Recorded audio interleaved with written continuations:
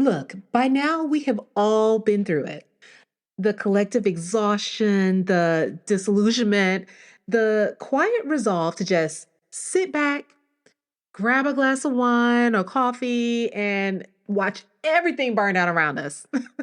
I get it. We have been through a lot over the past few months, but let me ask you this. What if we could channel this moment of stillness into strategy?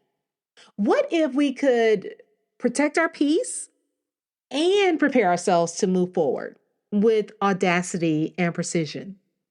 What if we could do that? I think it would really change everything.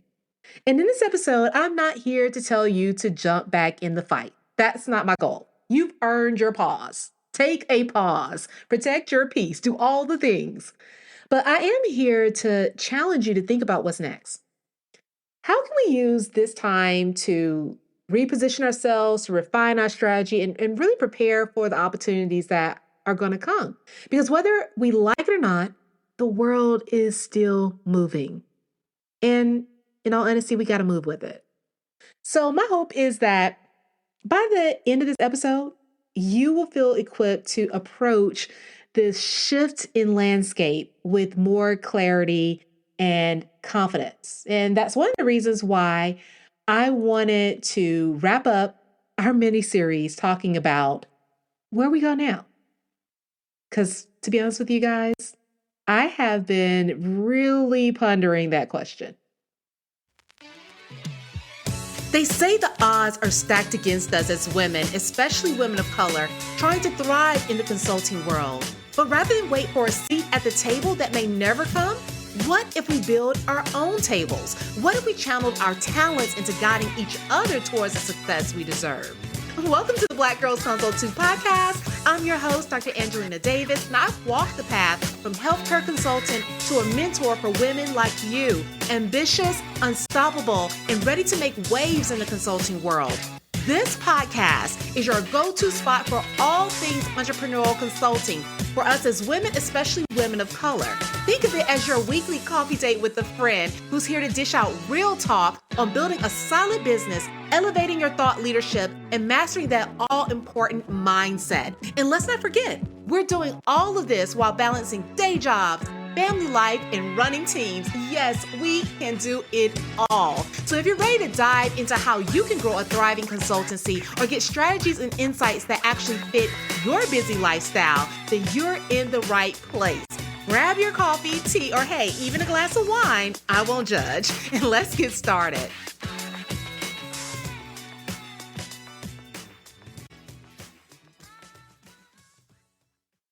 So if you're just tuning in to the Black Girls Consult 2 podcast, I'm your host, Dr. Angelina Davis, and I want to welcome you to this mini series. This is a 3-part series that I have been doing that's focused on being able to transform our collective trauma post-election. If you're tuning from outside of the US, then we had an election recently. It caused a lot of upheaval for a number of different reasons. And we've been talking about how to navigate much of what has transpired and how we move forward in the face of what may feel like a sense of betrayal in a way that allows us to succeed even greater than we have before. And this miniseries has gone through the various stages of grief and trauma. We talked about the aspect, like I said, of betrayal. We have talked about how to overcome that and come out on the other side. And now many of us are at this period where we are really at a level of acceptance, where we are starting to figure it all out, recognizing that, listen, it is what it is, right? And many of us are sitting in this space with even, maybe I would say, a little bit of detachment. And that's okay. There's nothing wrong with that. I can admit that I'm there too. But when we really step back from the emotional labor of it all, of the struggle, it doesn't mean that we have to give up. What it does mean, though, is that we need to be good about prioritizing our energy moving forward. And I will say that there's a lot of power in being able to do that. So instead of just sitting back and being still, we need to still have movement. Sitting back doesn't mean that we don't do anything, right? This moment of pause can really be our opportunity to quietly build, to lay the foundation for what's coming next. And we don't need to do that with a lot of urgency. We are not doom and glooming it. There shouldn't be a sense of fear or overwhelm. But I want us to tap into a sense of clarity and intentionality. Because this isn't about jumping back into the fray. It's about asking ourselves, what is it that we can do right now to prepare for our next move? The world may not be ready to meet us where we are. Listen, we're accepting that. We know we have work to do. Things are much bigger than you and I. There is a lot of room for change, and prayerfully, all that will be coming. But despite all of that, what does it mean if we don't give up on our goals? What would it mean if we were able to come out on the other side of all of this stronger, more financially stable and secure, and with the ability to have impacted and changed the landscape of our industry? All of that is still in our hands. We can definitely do all of that. So I want to talk about that today, and I want us to put our thinking hats on and be open-minded when it comes to a lot of this discussion. One of the first realizations I had, and where I want to start, is that this whole election cycle was really proof of power, the power that we have. Oftentimes we get stuck in what many would call imposter syndrome. When we begin to question our qualifications, we question what we know, we question whether or not we have what it takes to succeed. Clients and even a number of colleagues talk about their struggles submitting their response to requests for proposals, and they get feedback that may be vastly different from their colleagues. And they're looking at it and they're thinking to themselves, I feel like I'm better prepared. I feel like I know more. I feel like I offer a better service. I'm doing more. I'm performing at a higher level. But for whatever reason, I still need to get this certification. I don't have this degree or I don't have this recognition. And therefore, I wasn't able to land the contract that I wanted. And in all honesty, that's never been the case, really, right? We can just look at what's going on right now when it comes to politics in our government without going into great detail. Let's just be honest. We are watching so many people end up in positions of power that don't have the qualifications, they don't have the knowledge or the expertise, and they're still there. And this is really nothing new. It has never been the case that you needed another degree, certification, or any other type of document to validate your brilliance. You didn't need anyone to co sign that. You have already done the work, and that work really does speak for itself. I know sometimes it may not feel like it, and people may make you feel as if it's something different, but in all actuality, that has never been the case. Think of one thing you've been holding back on because you feared what someone may say or how they may judge you. Think of that thing. And now I want you to think about what would have happened if you just went for it. Because what I want us to step into right now is a new level of audacity. Now, audacity isn't about just being reckless and being out there thinking that you know it all and not putting in the work. But audacity really is about knowing your worth and moving accordingly. Because the thing that we have to remember is that old systems might not recognize your power, but guess what? It doesn't mean that power doesn't exist. You have the tools to build something great, something that reflects your values and your vision and your leadership. You have that already. You have that experience. You have that knowledge. You have that brilliance. You don't need anybody to validate that. You have enough. I don't want to hear it anymore. You second guessing and questioning whether or not you are well prepared. You are. Now, if you want to do extra because you need the knowledge or you feel as if it will help you in your work, totally different conversation. But to be able to check off a box, no, we're not doing that. You don't need to do that. And I think you have more than enough evidence right now to know that is the case. Now, the second thing is that our landscape has changed. And because the landscape has changed, we have to change with it. We have to be able to adapt. And think about this most when we're talking about diversity, equity, and inclusion. Funding of those initiatives and how everybody was so engaged with making sure we had more equitable workspaces and that we had an environment that was more inclusive. Even if it was by name, there was some level of belief that this needed to be pursued. And now we see the rules are shifting, that now it's a bad word. It's almost like a slur that you hear on the news, right? And I want you to know that if you have dedicated your life's work in that area, it's still important. It still deserves to be supported. It still is important to many people out there. And that your business, that your consulting practice is still going to thrive. While that is the case, this does still mean that we have to be strategic. We need to think about how we can navigate that change, how we can take stock of what's actually happening and change our approach to it. And sometimes it's going to mean that we need to reposition ourselves. Maybe it does mean that we need to pivot to some extent. But although this pivot can happen, it can be very small.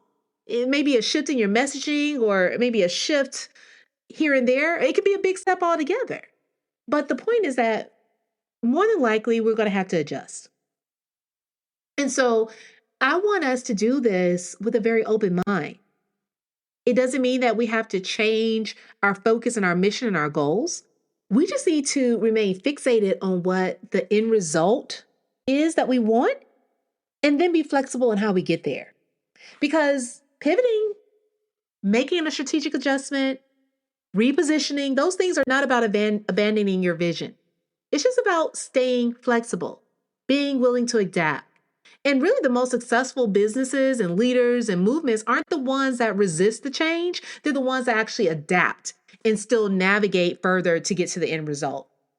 So while this new landscape may be a little scary, while it can make you question some of what you have been doing and wondering whether or not you're hitting a brick wall, you may get frustrated with how some people may be responding, not all. I do want to stress that, not all. You may be somewhat frustrated in how things are changing, but know that you have control. You have the ability to make adjustments so that you can still win in this space. I want us to focus on that. So don't be afraid of making adjustments. This is the time to do it. Like I said, this is all about taking that quiet action.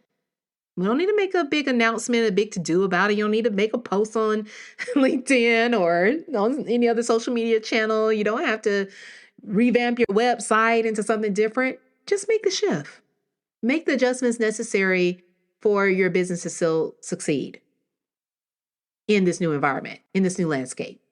And then the last point I want to make is that the one thing the election cycle did, and it's been uncomfortable to navigate, is that it stripped away the facade. We're in a space right now where we can see people's values and beliefs and intentions a lot more clearly now. Probably more clearly than we've ever seen, at least in our lifetimes. And while that transparency can be uncomfortable and unsettling and disappointing, it is also very powerful. Why? Because when you know where others stand, you can actually make the necessary adjustments. You can craft messaging and strategies that truly do resonate with what matters most to people.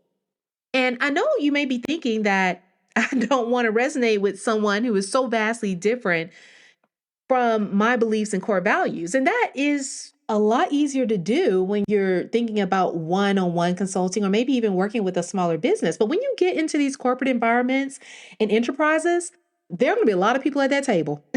And they're going to all think differently. They're going to all look differently. And guess what? You're going to use that to your advantage. And the thing about this transparency is that it's going to help you see who you are talking to and then what you need to say. You will better know who you're trying to reach, what they care about, and how you can meet them where they are without compromising your values.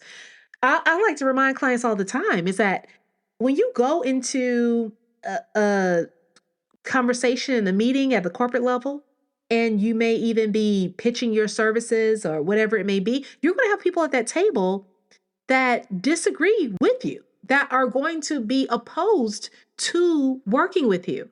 And you have to still win them over. You have to still present it in a way that even if you don't win them over, you win everybody else over in the room, therefore they move forward. You're going to have to still work with that person that may feel some kind of way about you walking in a room. I've told the story many times before about me having a client before that I had to serve and consult with. And I walked in and they saw my black face and my curly hair, and I could see the shock on their face. And, and they were not interested nor excited that I was there as a Black female. But in all honesty, guess what I had to do? I had to still do the job. I had to still show up and do the work. So there is going to be those difficult moments, especially when you're working at that higher level. You're not going to always appeal to everyone. But I want you to focus on connecting deeply with the people that align with your mission and your vision, and then know how to navigate those individuals that don't see eye to eye. And the great part about it is that now there's a little bit more transparency.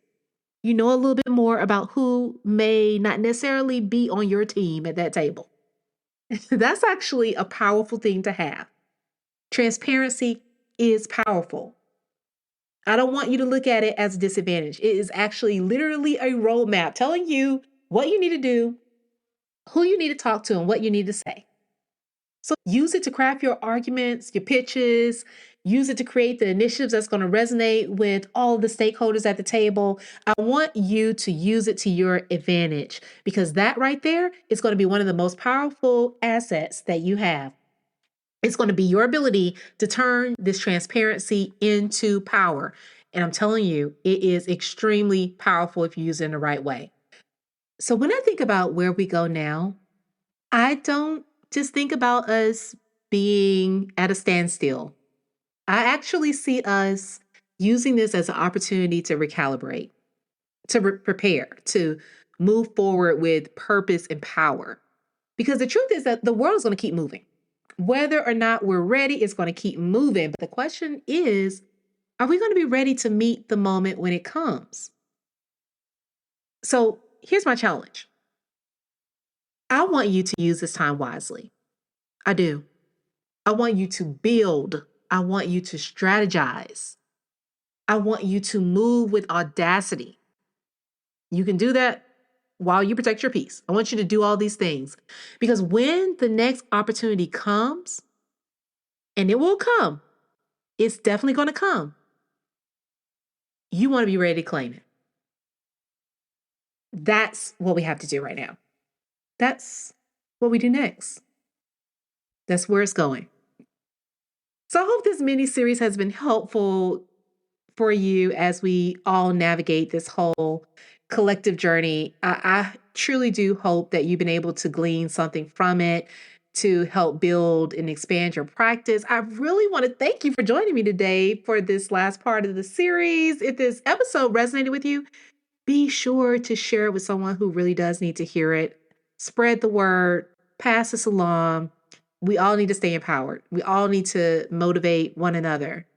And remember, moving forward doesn't mean accomplishing all of this at once.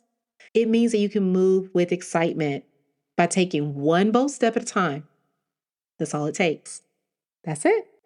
All right? Okay, guys. I can't wait to talk to you again soon. Take care. Thank you for tuning in to the Black Girls Consult 2 podcast. If you enjoyed today's episode, be sure to leave your review on Apple Podcasts, subscribe, and share it with a friend. We're on a mission to increase the success and longevity of women in consulting, and you can help us do just that. Also, I'd love to hear from you. So let's connect at Dr. Angelina Davis on Instagram or LinkedIn. And don't forget to visit excelatconsulting.com for more information to support your consulting journey. Until next time, keep breaking glass ceiling. All right, take care.